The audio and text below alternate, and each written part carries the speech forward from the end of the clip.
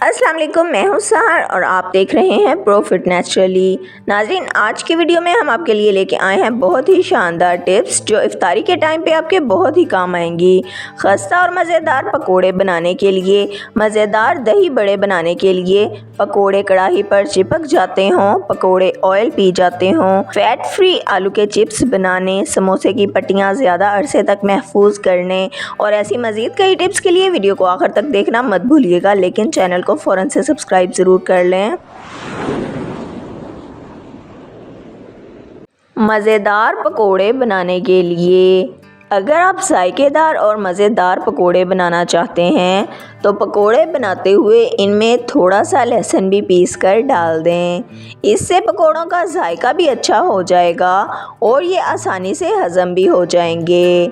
खस्ता और मज़ेदार पकोड़े बनाने के लिए, खस्ता और मज़ेदार पकोड़े बनाने हों तो सबसे पहले बेसन को नीम गर्म पानी से घोलें। इसके बाद इसमें 1 चाय का चम्मच दही, 1 अंडा और थोड़ा सा बेकिंग पाउडर डालकर अच्छी तरह हाथ से घोल लें और कुछ देर के लिए ढाँप कर रख दें। फिर पकोड़े तलें। इसके अलावा पकोड़ों को तलते वक्त लकड़ी के चमचे का इस्तेमाल हरगिज़ ना करें, स्टील के चमचे का इस्तेमाल करें और पकोड़ों को तलने के बाद टिश्यू पेपर पर निकाल लें। मज़ेदार दही बड़े बनाने के लिए, अगर आप नरम और मज़ेदार दही बड़े बनाना चाहते हैं तो दही बड़े बनाने के लिए बेसन की बजाय पिसी हुई दाल का इस्तेमाल करें। पिसी हुई दाल में 2 चाय के चम्मच दही भी डाल दें। इस तरीके से बनाए गए दही बड़े नहायत नरम और मज़ेदार बनेंगे।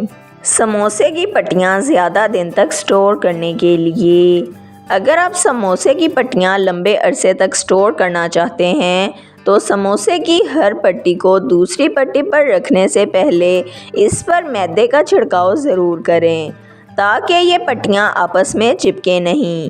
इसके बाद समोसे की पट्टियों को मलमल के कपड़े में लपेटकर इन्हें प्लास्टिक की थैली में लपेट लें और इसके बाद इन्हें डीप फ्रीज़र में रख दें। इस तरीके से समोसे की पट्टियाँ ज़्यादा अरसे तक ताज़ा रहेंगी। फैट फ्री आलू के चिप्स बनाने के लिए, अगर आप फैट फ्री आलू के चिप्स बनाना चाहते हैं तो आलूओं को छिलके समेत काट कर चिप्स बनाएं। ये दूसरे चिप्स से कहीं ज़्यादा हेल्दी होते हैं क्योंकि आलू के छिलके में ज़रा भी फ़ैट नहीं होता। इसके अलावा ये विटामिन बी और कैल्शियम से भरपूर होता है और क़ुव्वत मुदाफ़ियत बढ़ाने में भी बहुत फ़ायदेमंद है। ख़ास तौर पर बच्चों को चिप्स छिलके समेत बनाकर देने चाहिए।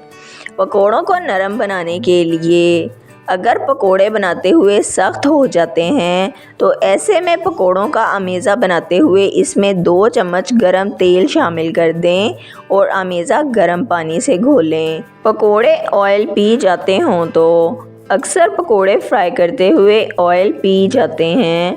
इससे बचने के लिए पकोड़ों को फ्राई करने से पहले ऑयल में थोड़ा सा नमक डाल दें। इसके बाद पकोड़ों को डीप फ्राई करें।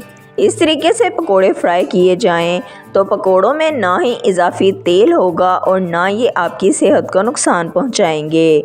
सिर्फ पकोड़े ही नहीं बल्कि समोसे, रोल, कबाब और हर तलने वाली चीज़ को इसी तरीके से फ्राई करें। पकोड़े कढ़ाई पर चिपकने से बचाने के लिए, अक्सर पकोड़े कढ़ाई में फ्राई करने से ये कढ़ाई पर चिपक जाते हैं।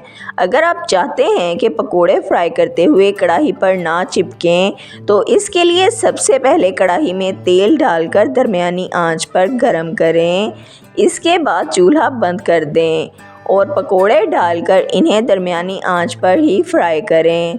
तेज़ आंच पर पकोड़े कढ़ाई के साथ चिपक जाते हैं, लिहाजा तेज़ आंच करने से गुरेज करें। इसके अलावा पकोड़ों को बार बार उलट पलट ना करें।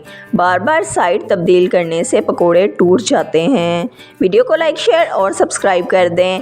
बेल आइकन को दबा दें ताकि आपको हमारी आने वाली तमाम वीडियोस का नोटिफिकेशन सबसे पहले मिलता रहे। वीडियो को अपने फ्रेंड्स और फैमिली के साथ ज़रूर शेयर करें ताकि वो भी इन कीमती टोटकों से फ़ायदा उठा सकें। अगर आप भी किसी मसले का हल जानना या बताना चाहते हैं तो कमेंट सेक्शन में लिख दें। अपना ख्याल रखिएगा। हमें इजाज़त दीजिए। अल्लाह हाफिज़।